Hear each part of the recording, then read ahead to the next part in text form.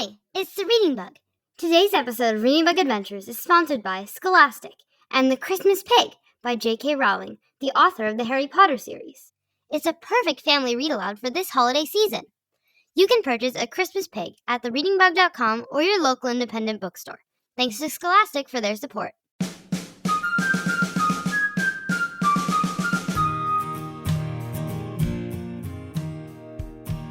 Hello, reader. Welcome back to Reading Bug Adventures, written, performed, and produced by all of us at The Reading Bug, our family-owned independent bookstore. This week, it's a full bonus story episode of our Independence Day adventure. This is our last episode of the year, but we'll be back in the spring with more all-new original stories and songs. Thank you for all your support through the holiday season, and please continue to support us by shopping with us at thereadingbug.com and readingbugbox.com. Our mission is to educate, entertain, and engage children across the globe. And you can help us by purchasing books, games, toys, or book subscriptions. You can find all the books from your favorite Reading Bug adventures to help continue the adventure after the episode is over at thereadingbug.com/adventures. And remember, it's never too late for online gift cards. You can purchase gift cards for our bookstore at thereadingbug.com or for our subscription box at readingbugbox.com, and they'll be emailed to you right away. You can also make the Reading Bug a part of your school or group fundraising activities with virtual book fairs. We do all the work and set up a custom shopping page, and your group gets a percentage of the sales.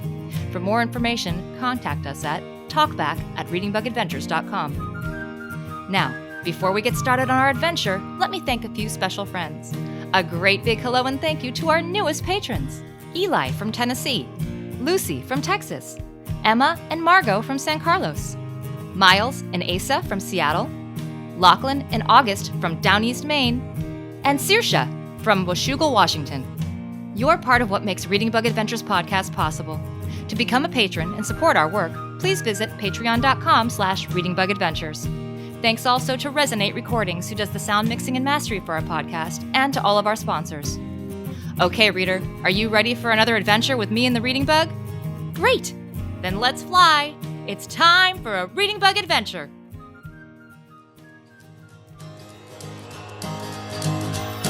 It's a Reading Bug adventure. There's lots of fun in store. Just inside our book bag, there's new places to explore. Grab your crayons and paper and your imaginations too.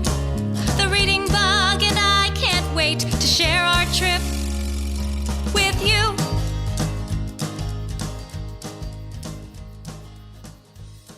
Well, hello, reader.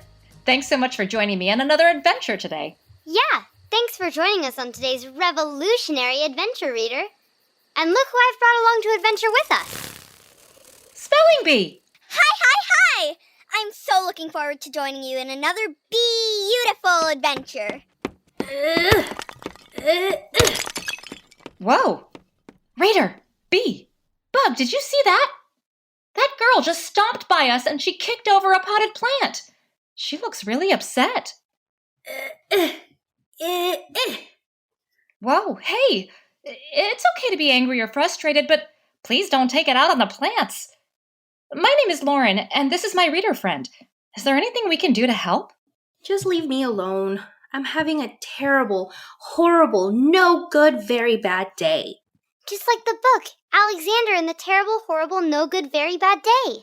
You can't do anything to help me. Just buzz off. Buzz off. Good one. Huh? Who said that? Would you like to tell us what happened? Sometimes, when I'm upset, it helps for me to talk about it with a friend. I'm running for class president at school. Oh, wow, good for you! It's wonderful to get involved at school like that. That's what I thought too. But I'm running against 3 boys, and one of them told me that girls never get elected president, so I might as well drop out. I was angry, but then I looked it up, and he was right. The United States has had 45 different presidents, but they've all been men. Maybe that boy is right. And it's foolish for me to be running for class president. I really don't want to lose. It would be so embarrassing. Oh, wow. I can understand why that would make you angry and scared. But can I share something with you? I guess. I feel angry and scared sometimes too. But I have to remind myself that I'm a girl. I'm fantastic. I'm strong, brave, and proud. And when I put my mind to it, I know that I can do it. That's a line from one of my favorite books, Girls Can Do Anything by Carol Hart. It has pictures of girls exploring, making art and music, conducting science experiments, and playing different sports. And it's absolutely true. Girls can do anything. Just because one book says girls can do anything doesn't mean it's true. I think I'm going to drop out of the class election. I'd rather not try at all. Whoa, hold on just a second. There isn't just one book that says girls can do anything. There are hundreds of them. Books like Little Leaders, Bold Women, A is for Awesome, Her Story, 50 Women and Girls Who Shook Up the World, and Rad American Women A to Z, Rebels, Trailblazers, and Visionaries Who Shaped Our History, and our future. Each of these books tells true stories of girls and women who were trailblazers, showing the world that girls can accomplish anything they set their minds to. Just because we haven't had a female president yet doesn't mean amazing women haven't been doing amazing things for centuries. You shouldn't give up on your dreams to be president of the student body just because of what some silly kid said. Just because a girl hasn't won before doesn't mean that you can't be the very first one. Wait, what? Was that bug just talking? Oh, yeah, I forgot to introduce you to our two other friends. The little bug sitting on my shoulder is the reading bug. Hi! And the bee buzzing over here is the spelling bee. Nice to meet you. Oh, great. You're playing some kind of trick on me. Well, it's not very funny. Bugs can't talk. I beg your pardon. The reading bug and spelling bee are very special. The reading bug can talk, and she can also read books. Lots and lots and lots of books. And the spelling bee likes nothing more than spelling words and casting spells. The reading bug has a magic book bag that she uses to take my reader friend and me on wonderful adventures to all kinds of different places in the past, present, and future. I don't believe in magic. People can't travel through time except in science fiction books and movies. Why don't you come with us on our adventure today and see for yourself? I think it might cheer you up. And there's someone special that I'd like you to meet who might just inspire you to think again about running for class president. If you really do have a magic book bag that takes you on adventures, why are you standing around talking to me? Don't you have some place better to be? Our adventure is always to a place and a time that the reading bug has been reading about. She puts the books she has been reading in her book bag, and that's how the magic begins. Then, powered by the book bag's magic and our imaginations, we travel through time and space on an amazing adventure.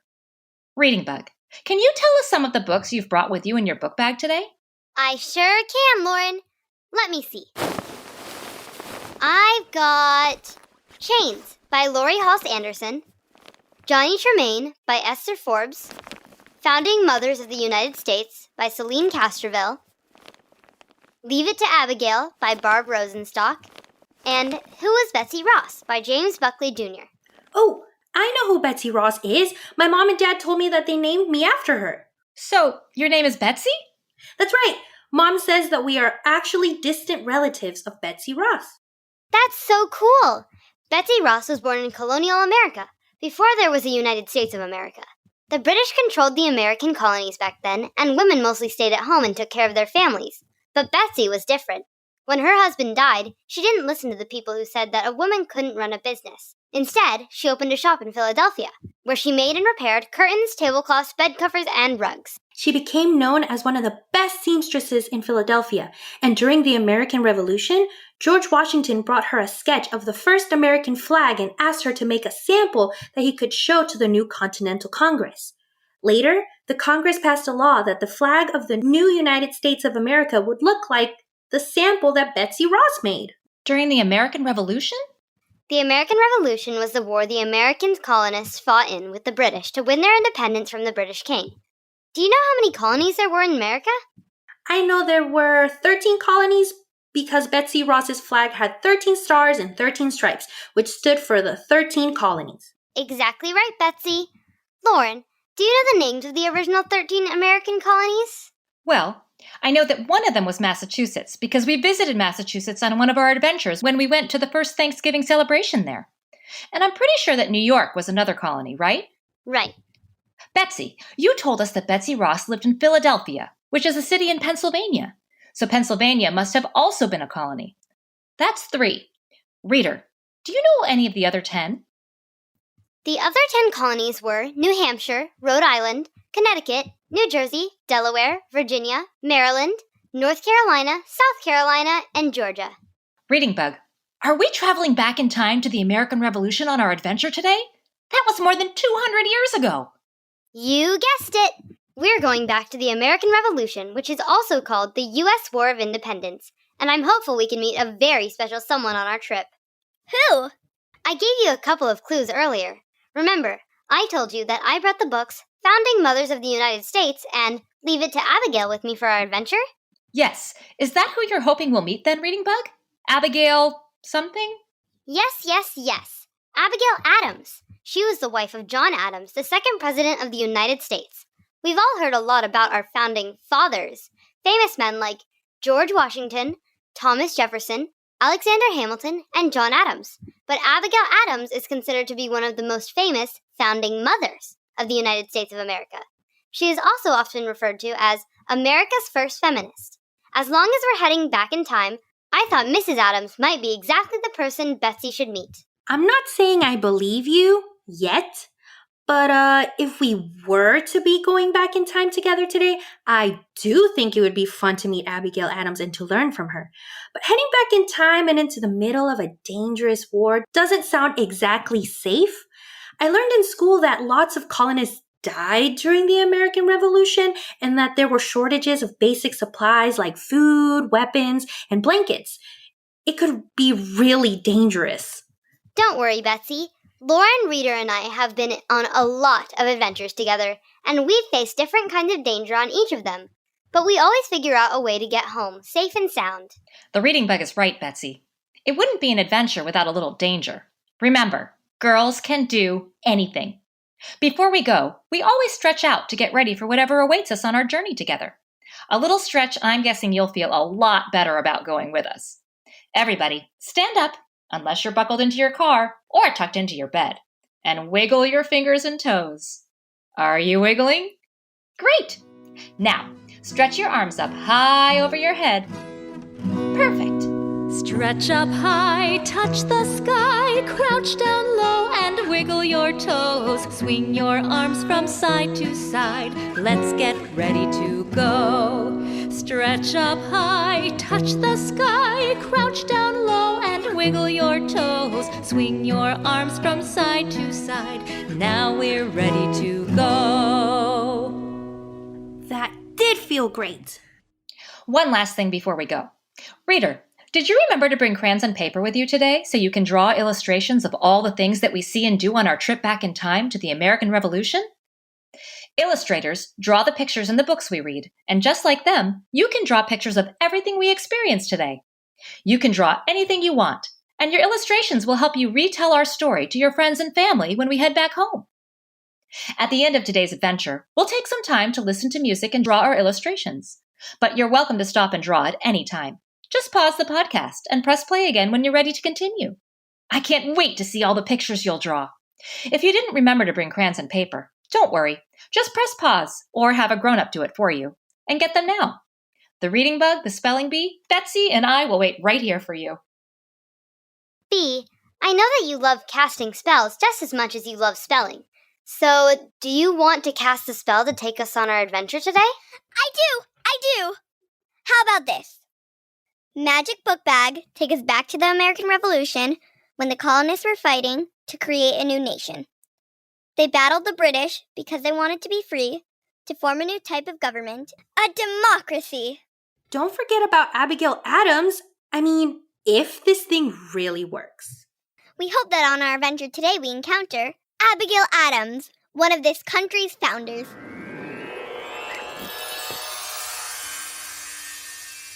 Great rhyming, Bee. Wow, what's happening? That little bag is growing bigger and bigger and bigger. Big enough to fit us all inside. And I can't believe my eyes, but I think I see things floating around inside. Those are from the books that the Reading Bug brought with her.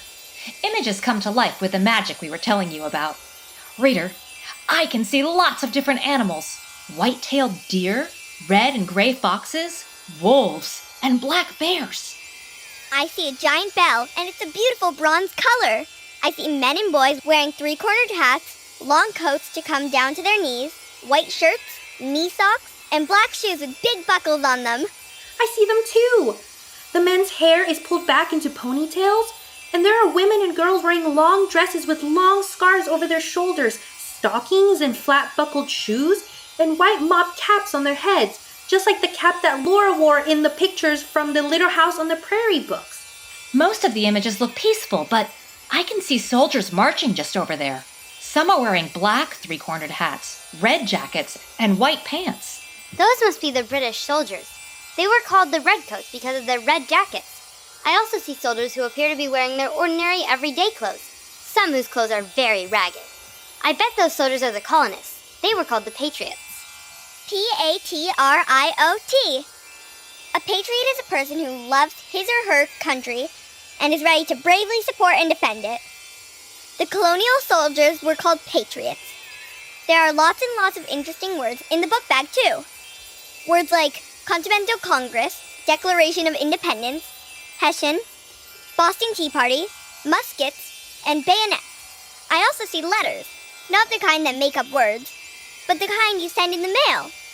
There are hundreds, maybe even thousands of them, and they're all signed either by Abigail or John Adams. There could easily be thousands of letters. I read that Abigail Adams was an amazing letter writer. She wrote over 2,000 letters, and many of them to her husband, John. Oh no, I can't believe what I'm seeing. It's just so awful. Spelling Bee, what is it? What did you see? Reading Bug, was there anything horrible or scary in the books you brought? I don't think so. The letters, they're horrifying. It's spelling slaughter. Spelling slaughter? All the letters are jam-packed with misspelling. So many that it would take me hours and hours to correct them all. Didn't John and Abigail Adams ever learn how to spell? I'm looking at orthographic annihilation. ORTHOGRAPHIC. Orthography is a set of rules for writing, including rules for how to spell words correctly. Calm down, Bee. It's not that bad. Abigail's letters did include many misspelled words, but back then, everyone spelled the same words in different ways, because there weren't rules for how to spell words until Noah Webster published his first dictionary in 1806. Oh!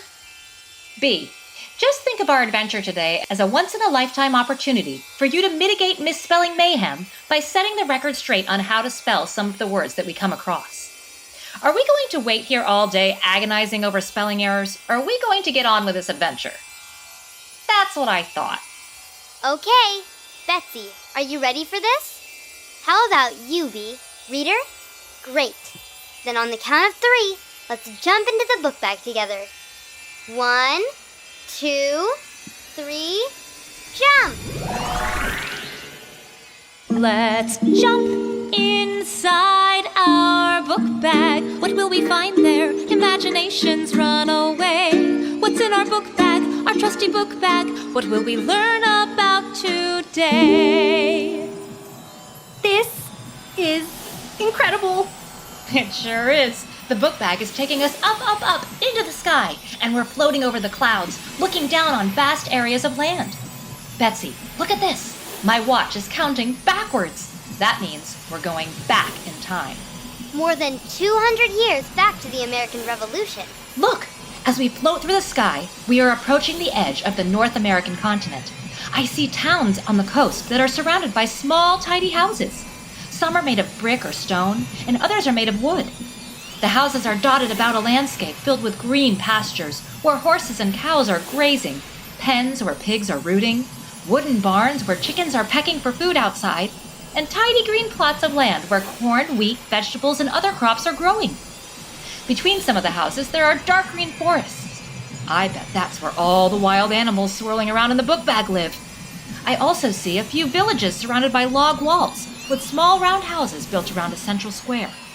I read that the Wampanoag Indians lived in small round houses called wetus, or wigwams. The villages with round houses are probably Wampanoag villages, but we're heading in a different direction, towards a small village located close to a river just south of the town. It's filled with houses, not wigwams. Hold on tight, this book bag is coming in for a landing. Coming in for a... I sure hope we don't land in the middle of a battlefield. A what? Oof.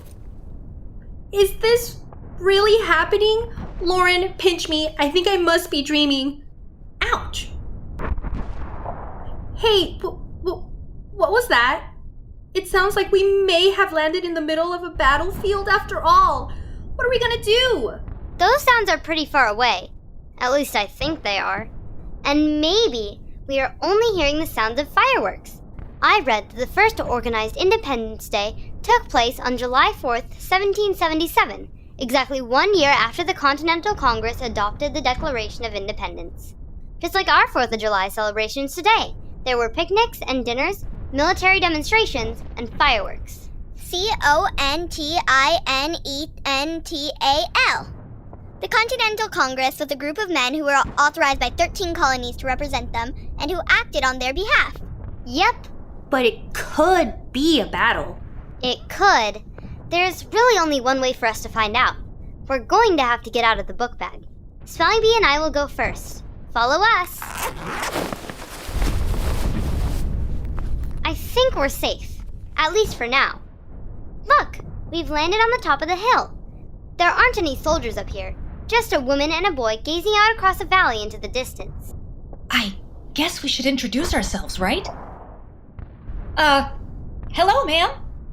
Oh my goodness, you startled me. Who on earth are you? Girls dressed in pants? And boys without hats and waistcoats? Dressed like that, you're certainly not from around here, but you don't look like redcoats or Hessians either. Hessians were German soldiers that the British hired to fight for them in the American Revolution. Oh, no, we're not British or Hessians. We're Americans. America? My name is Lauren. This is Betsy, and this is our reader friend. We're here on an adventure from the future. We are dressed like this because in the future, girls and boys all dress pretty much the same way.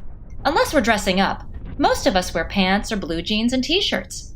We traveled here today with the Reading Bug and the Spelling Bee in a magic book bag. Time travel? Magic? I don't mean to frighten you, but you should not be talking about those things here. Most of the colonists here in Massachusetts Colony are Puritans, and we believe that all magic is evil, and that people who practice magic are witches. Most people here want to drive these witches out of our communities or worse. Johnny, stand behind me, dear. I'll protect you.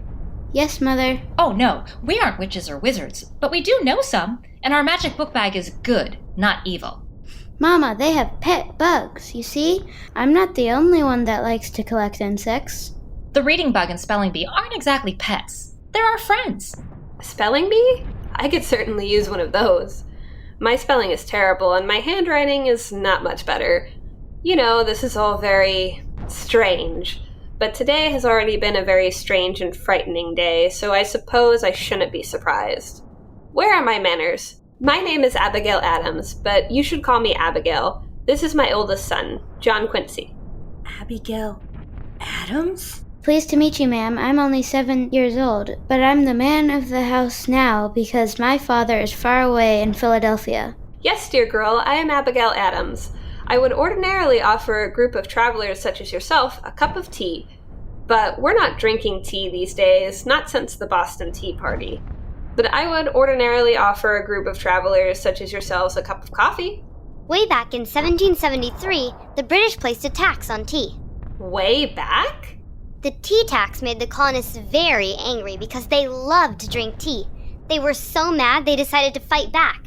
When 3 British ships sailed into the Boston harbor, some of the colonists painted their faces to look like Native Americans, leapt on board the ships, and dumped tons of valuable tea into the harbor.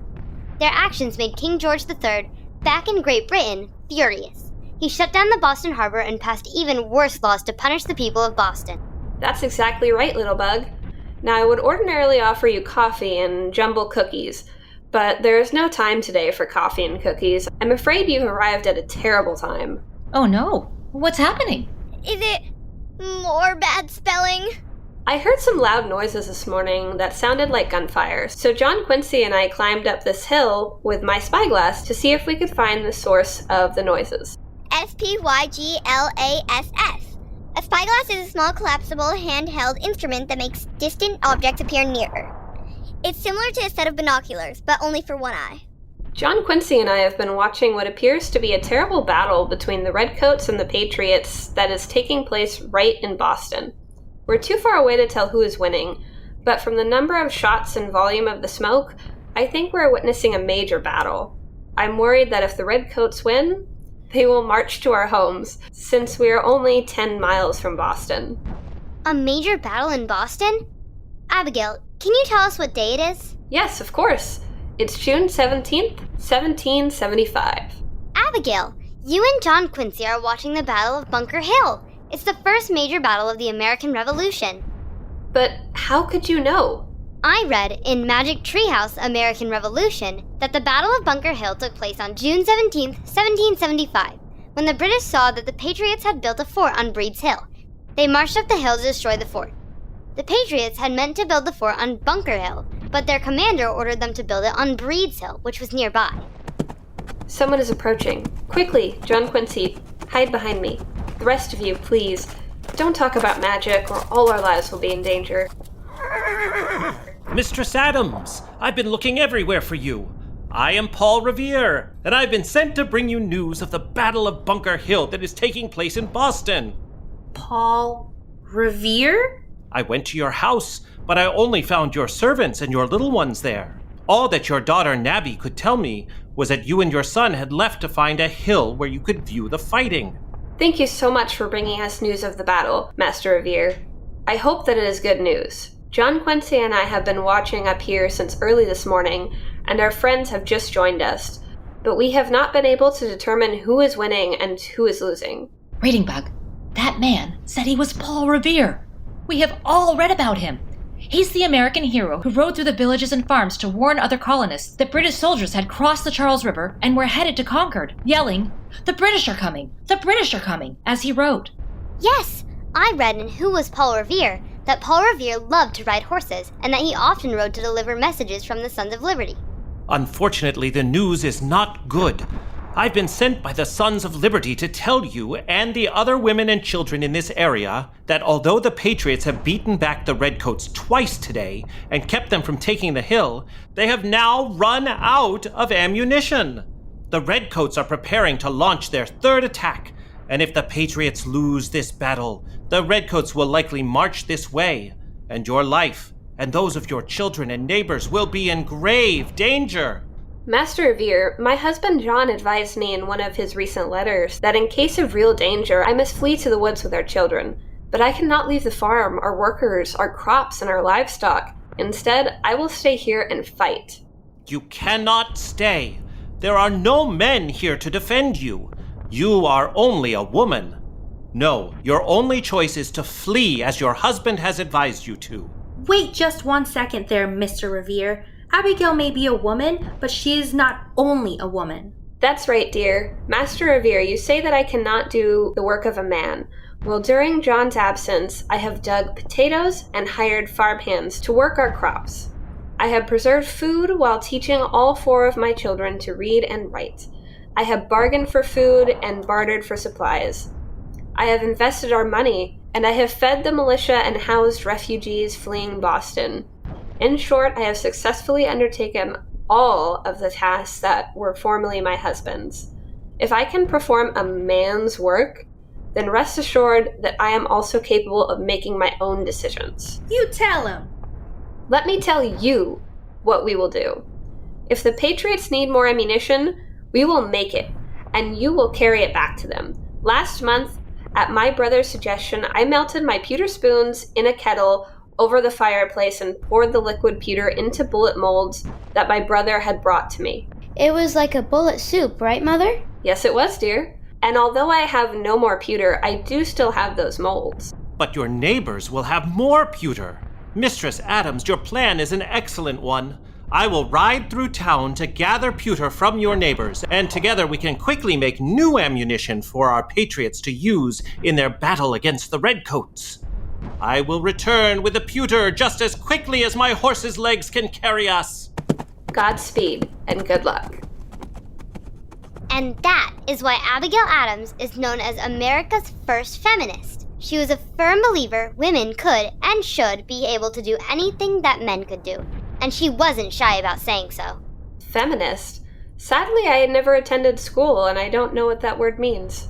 Don't worry, Abigail. I do. Feminist. A feminist is a person who believes that women are entitled to the same social, educational, and political rights and opportunities as men. Well, if that's the definition of a feminist, then I certainly am one. Though I may be the only feminist in the colonies, because women certainly don't have the same rights as men here. Nor do they have equal rights in Great Britain. Women are denied the right to an equal education, and we also lose control over our property, if we ever had any, when we were married. Additionally, only men are allowed to make contracts or sue anyone. And have you noticed that all 60 delegates to the Second Continental Convention in Philadelphia are white men? As I wrote to my husband John, who is one of the delegates to the convention, I have often thought that the passion for liberty cannot be equally strong in the breasts of those who have been accustomed to deprive their fellow creatures of theirs. I could go on. Now that we have put my plan in place, there is little for us to do except wait and pray for a victory for the Patriots. Why don't we all walk back to my home for that cup of coffee and jumbo cookies I mentioned earlier? That sounds wonderful, Abigail. Thank you. A rest is just what we need after so much excitement. I'm going to pause our adventure for a brief message about today's sponsor. Don't go anywhere. The Reading Bug and I will be right back in just 1 minute.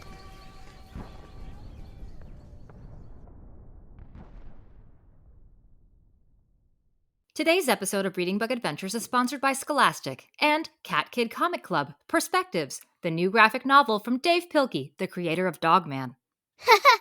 Cat Kid! Always getting into trouble. So silly. Reading Bug, are you reading the second book in the Cat Kid Comic Club too? I haven't been able to put it down. Yes. Lauren, you know me. The very second a new Dave Pilkey book releases, I'm at our bookstore to read it. I don't think I can even count how many times I've read Dogman, and now I'm really into Cat Kid. Aren't graphic novels great? I'm a very visual person, and I just love all the illustrations, and I like to read them again and again, just like you, Reading Bug. Yes, and the Baby Frogs mini-comics in this book are great too. Did you know that Dave uses all kinds of paints, watercolors, colored pencils, and even photography in these books to create the hilarious shenanigans in Cat Kid? I didn't know that, Bug. I do know that graphic novels take a long time to create because there's so many pictures and words to go along with them. Yes, and I've been waiting for Cat Kid 2 for so long. Come, dive in with me. Okay, Reading Bug.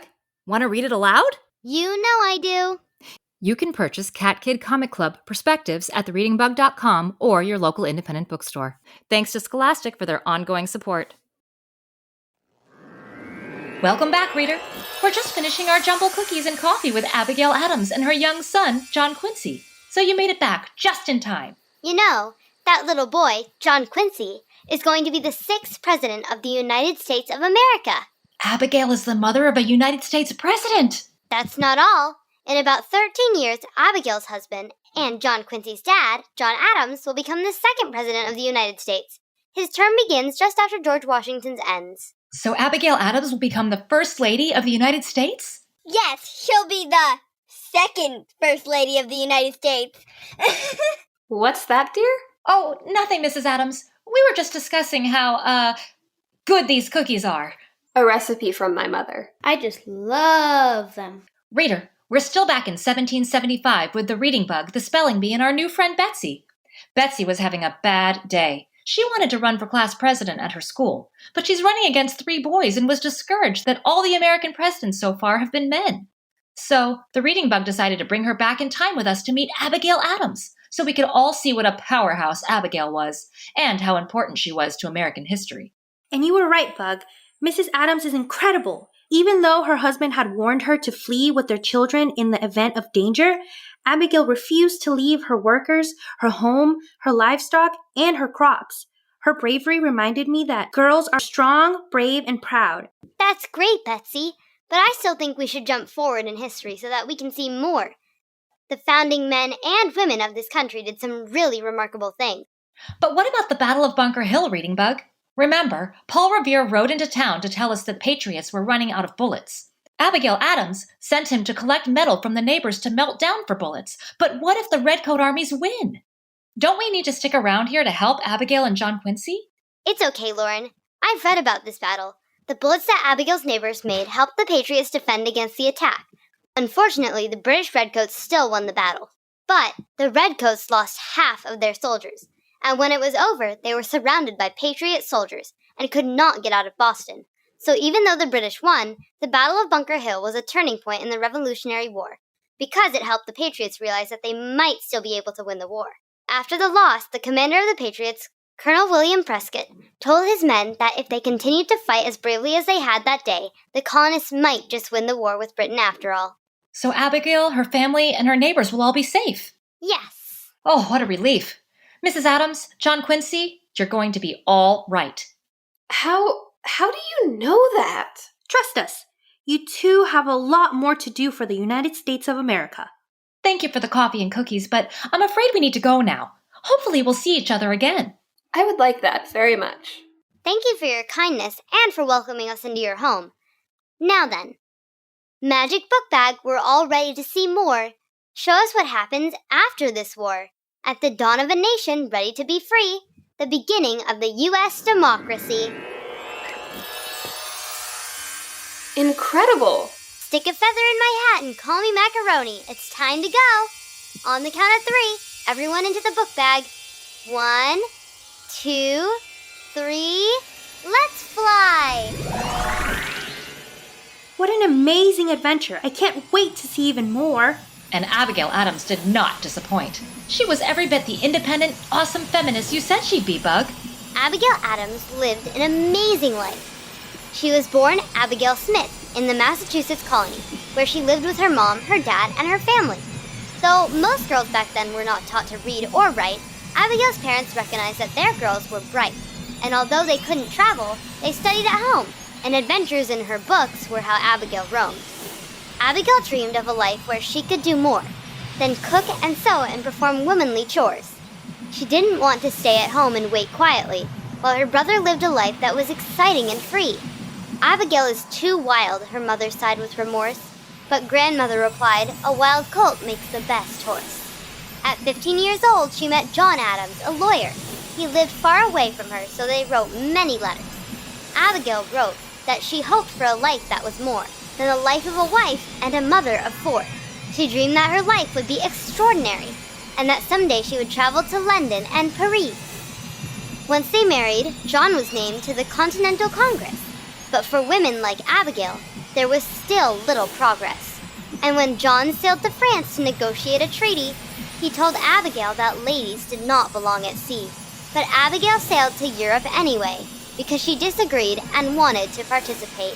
Through her life, Abigail fought for girls to be educated, because she found staying at home was quite overrated.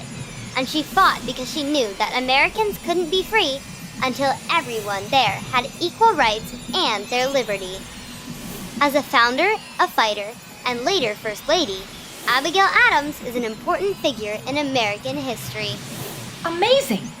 And look, I think we're coming in for a landing. You're right, look. I think we're heading for some sort of a city. There are a lot of brick buildings and nearby churches, shops, and homes, and the dirt streets are filled with people walking and riding on horses or in horse-drawn carriages. Hold on tight. Rating Bug, where do you think we've landed? I've got an idea, but we can't be sure until we take a look around. Everybody follow me. Wow! Look, Reader, we're definitely in some sort of town or city. There are a lot of buildings and people all around. And look at that building. It's bigger than the others and it's made out of bricks. And it has a high clock tower rising from the roof. Just above the large clock on the tower, there's an even larger bell. Rating Bug, are we in the capital of the United States? In Washington, D.C.? Capital. Capital. That's a city or a town where a government conducts its business. We are in the American capital, Lauren, but we're not in Washington, D.C. How is that possible? Washington, D.C. wasn't always the capital of the United States. We're in Philadelphia, Pennsylvania. The building with the bell is the State House, and the bell is the famous Liberty Bell.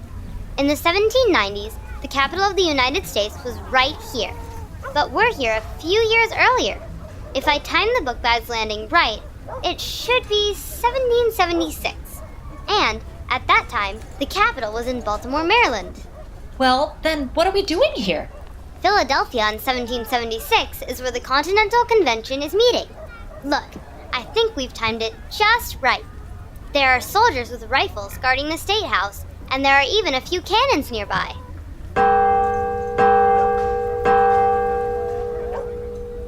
Oyez, oyez, oyez! The Continental Congress is meeting again today in an attempt to reach agreement on a letter. A Declaration of Independence to be sent to King George declaring our colony's independence from the British Empire. But they appear to be at an impasse. Oyez. O-Y-E-Z. Oyez means hear ye, which is a call for silence and attention. Thomas Jefferson presented a new version of the Declaration of Independence for a vote by the delegates, but no agreement has been reached and debate continues. Tempers are rising as fast as the temperature, and the delegates are growing tired and irritable. And there is fear in the air that agreement on the terms of the Declaration will never be reached. Who is that, and what is he talking about? Reader, look. That man is standing in front of the State House ringing a bell and holding a book. People are gathered around to listen to him. He's dressed up in a blue three-cornered hat with gold trim, a blue waistcoat, and brass buttons and white pants. That's the town crier, Lauren. I read that town criers were officials who reported out news and public announcements to people in town. Maybe we should go speak with him. Great idea, Bug. Follow me. Hello, sir. My name is Lauren, and these are my friends. We have just arrived in Philadelphia today. Could you tell us what day it is? Of course I can. Any town crier worth his salt knows what day it is. Today is July 4th, 1776. The 4th of July? That's what I said. But I have more important things to do today than tell every traveler that comes to town the date. My very important job is to make public announcements on the streets of Philadelphia regarding current events. Oh, is there going to be a 4th of July parade? Or fireworks?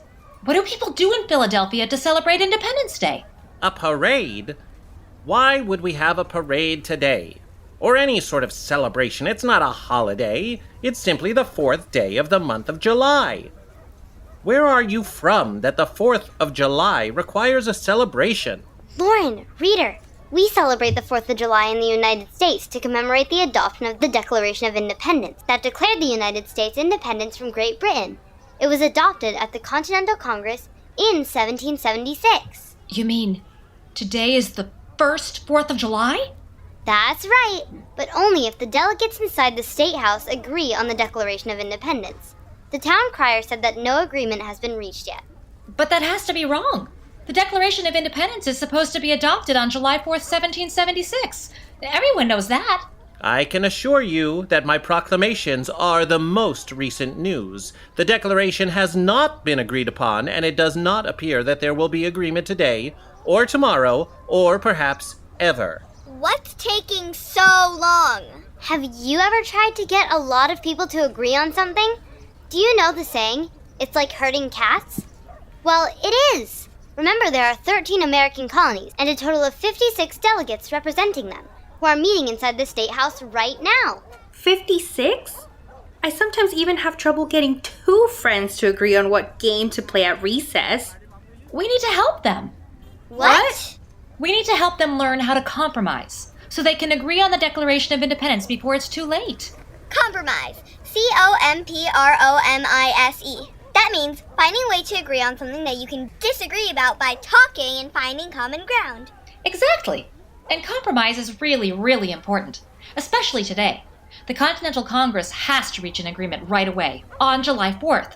Who knows how history will be changed, or whether there will even be a United States of America if the Declaration is not agreed upon today. If we could just get inside and help them find a way to compromise. You see things your way and I see them mine. But if we work together, things will turn out just fine. You give a little and I'll give some too. We'll meet in the middle, it's the right thing to do.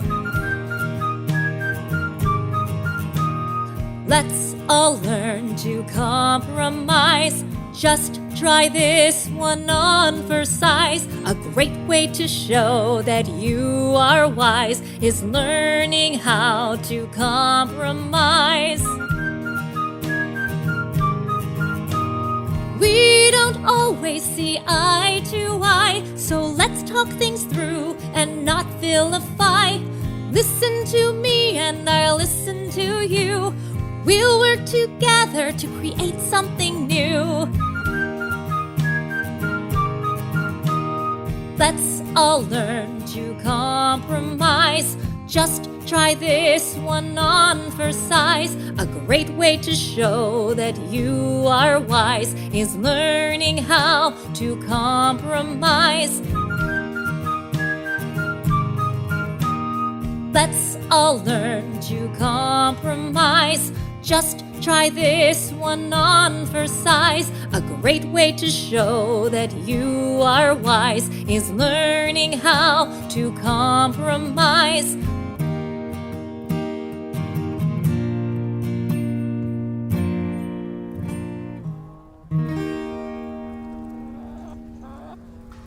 I think I know a way for us to get inside. You do? But there are soldiers guarding the doors to the State House. If we try to sneak in, they'll catch us for sure. Not if we belong in there. Belong there? What do you mean, Reading Bug? The town crier gave me an idea. He's reporting news about the Continental Congress to everyone outside, which means he has to go inside to learn about what's happening. Well, sure, but So what if we were town criers? They'd have to let us inside, right? I suppose, but we're not town criers, Reading Bug. We're just adventurers, visitors here. But if we dressed up like town criers, we could trick them into letting us in. Dress up? I didn't bring a costume on this adventure with me. Me either. Did you, Reader? That's okay, we can make our costumes. All you need is a piece of paper. That's all? Yes, we're going to make tricorn hats, just like the one that the town crier's wearing. Just take a rectangular piece of paper, like the one you brought to color illustrations. The bigger the paper, the bigger your hat will be. You can even use a newspaper if you have one. If you want to see instructions for how to make our hats, you can find them on readingbugadventures.com. First, take your paper and fold it in half lengthwise. Next, on the folded side of the paper, fold down the sides in triangle to make a point at the top. Finally, fold up the open sides at the bottom to make a rim for your hat. Then open the hat up and put it on your head. Great! You can fold the hat in the middle at the front too, so it has 3 points, just like the town criers. Very good. You make excellent town criers. Now, follow me. Do you really think this is going to work? I have no idea, but let's go find out. As we approach the soldiers in front of the State House, you'll need to act like a town crier. Do you remember what the town crier was yelling? I do. He was yelling, Oyez! Oyez, oyez! Which means, hear ye. That's right. Lauren, Bessie, Reader, let's hear you all yell, Oyez, oyez, as we approach the soldiers. Oyez! Oyez! Keep it down there, lads. There's important business inside and tempers are already flaring. No need to disrupt the debate with your yelling. Tell them you need to deliver an important proclamation. Proclamation. Proclamation.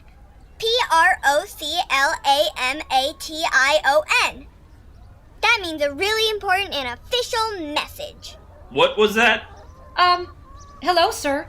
We're here to deliver an important proclamation. We need to get inside. Inside?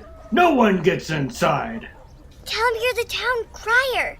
And that is your job, to deliver proclamations. But we're town criers. It's our job to deliver proclamations. Do you think the delegates inside would want to miss an important message like the one we've been asked to deliver? Town criers. They are wearing tri-crown hats, Joseph. Maybe we should let them in. I don't know. Something doesn't seem quite right. Something about those hats seems different. We're not only town criers, as should be clear from our hats. We are also friends of Abigail Adams, whose husband, John, is inside. You wouldn't want me to have to tell Mrs. Adams to tell Mr. Adams that some stubborn guards wouldn't let us deliver our very important proclamation, would you? Oh, definitely not. No need to tell us. You may enter. Quickly, right this way. Great work, everyone! Now, follow me. The delegates should be just through the doors on the front of us. Requires that they should declare the causes which impel them to the separation.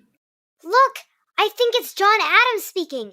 Abigail's husband and John Quincy's dad. We hold these truths to be self-evident, that all men are created equal. That all men are created equal?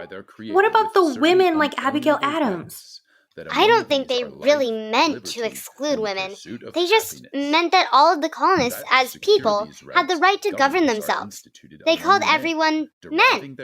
I read that Abigail Adams had even urged her husband to remember the ladies when writing the Declaration of Independence.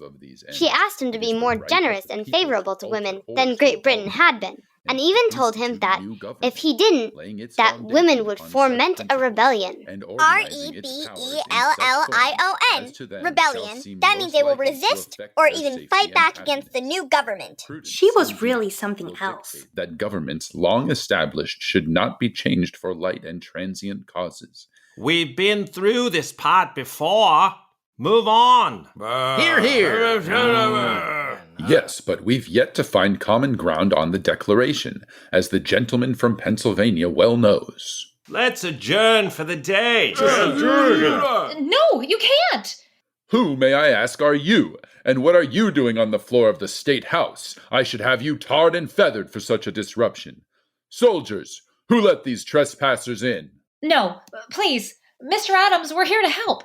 My name is Lauren, and this is the Reading Bug, the Spelling Bee, and Betsy, and our reader friend.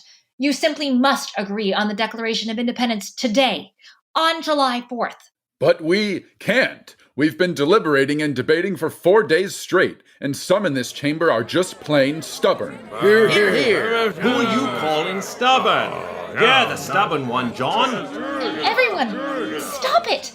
I know you're all hot, tired, and cranky, but you'll never get anywhere by name-calling. If you need everyone in this chamber to agree, everyone is going to need to compromise. Compromise? Yes, compromise. Mr. Adams, on our adventure today, we were able to spend some time with your wife, Abigail. I know that all of the colonists, men and women alike, have fought long and hard against the tyranny of the British government. That's right. And now all of the other colonists and your wife with them are counting on all of you in this room to reach an agreement and declare your independence. Think about everything you've risked. Think about everything your families have risked. And now you're only moments away from creating a new nation for all of you. But first, you need to compromise. You see things your way and I see them mine. But if we work together, things will turn out just fine. You give a little and I'll give some too. We'll meet in the middle, it's the right thing to do. Let's all learn to compromise. Just try this one on for size. A great way to show that you are wise is learning how to compromise. We don't always see eye to eye, so let's talk things through and not vilify. Listen to me and I'll listen to you. We'll work together to create something new.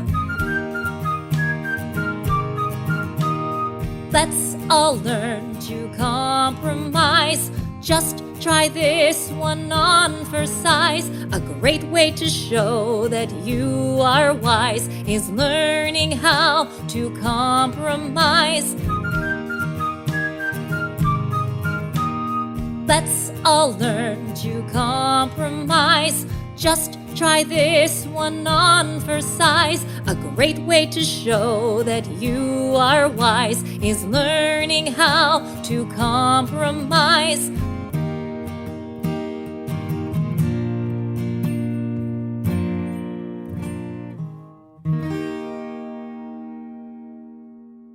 You're right. There will be no adjourning today. We'll work through the night if we must, and we'll compromise so we can reach agreement for all the colonists who have given so much. And once we in this chamber agree on our Declaration of Independence, I am apt to believe that it will be celebrated by succeeding generations as the great anniversary festival.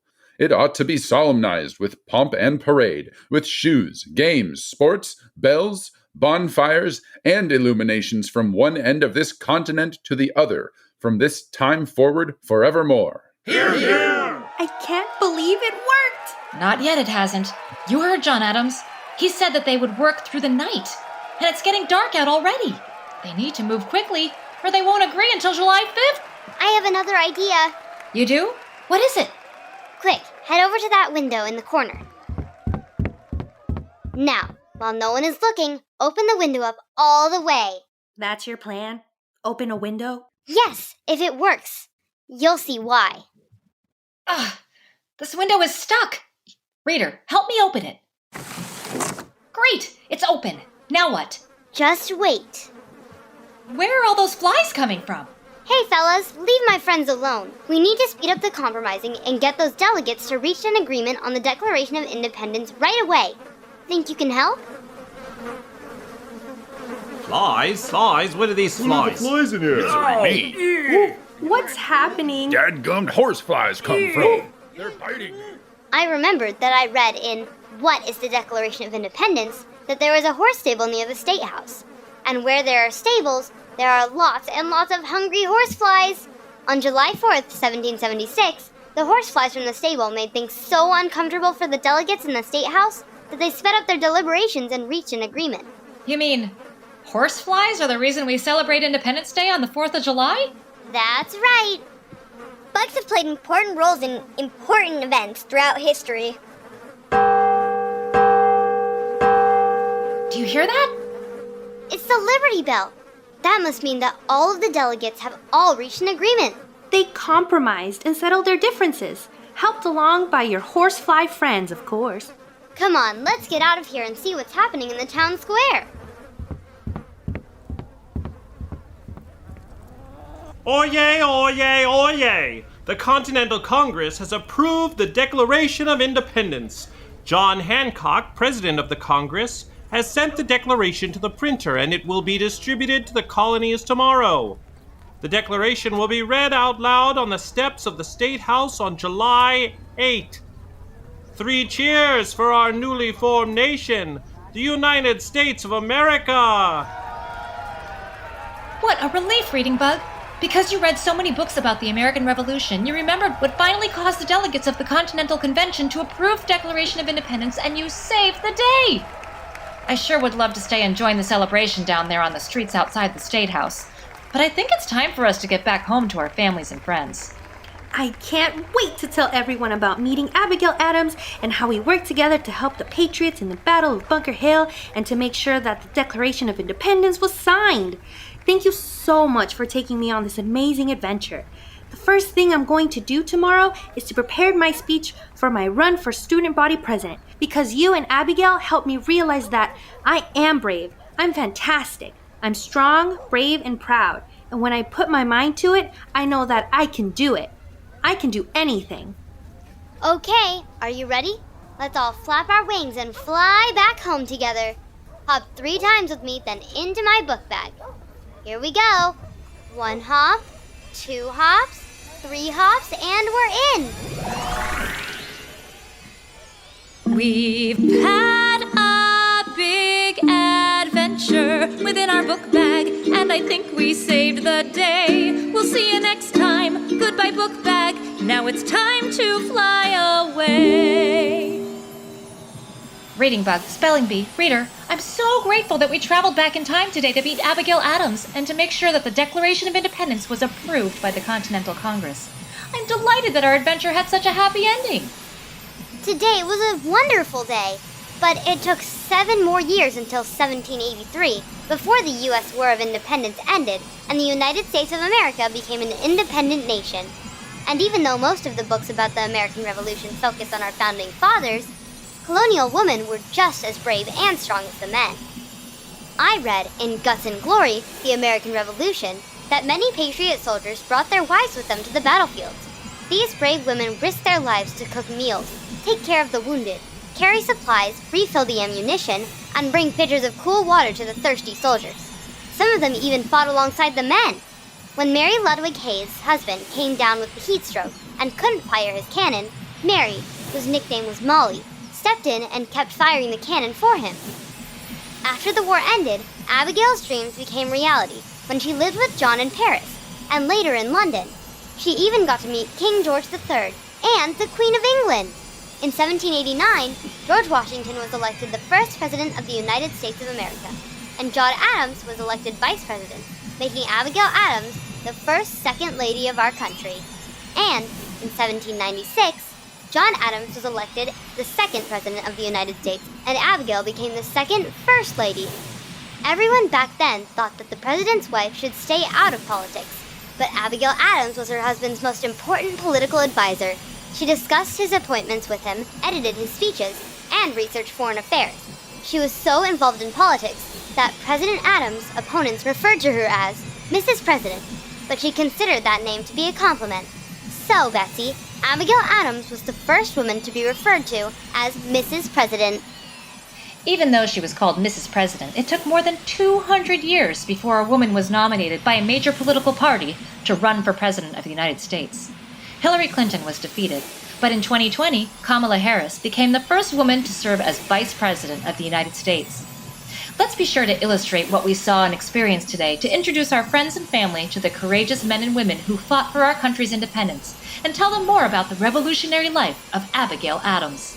Sadly, even though the Declaration of Independence states that all men are created equal, slaves did not gain their freedom, or the right to vote, until 1868. Women did not win the rights to vote until even later in 1920, and the fight for equality continues even today. You're right, Reading Bug. I can't wait to tell the story of all that we learned about the American Revolution on our adventure back in time today. Me too, and if you enjoyed today's adventure and want to learn more about Abigail Adams and the American Revolution, you can read any of the books in my book bag. A complete list can be found at thereadingbug.com/adventures. And I hope you draw some exciting illustrations of our adventure today, reader. Hey, we're back! You're right, Bee. We're back home, safe and sound. You know, I'm really thankful that I have good friends like you, Reading Bug, reader, and our new friend Betsy, too, to adventure with today, because... When you're a reader, you're a leader. You're ready to learn about everything as you grow. You'll show this world that you can be anything. You could write a book or fly a plane, build a house with a giant crane. Whatever you do, one thing will be true. There's nothing you can't do. You can see it through just by being you.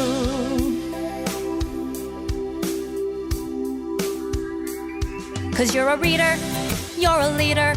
You're ready to learn about everything as you grow. You'll show this world that you can be anything. You could sing your way into a Broadway show. Don't let anyone tell you no. Whatever you do, one thing will be true. There's nothing you can't do. You can make your dreams come true just by being you.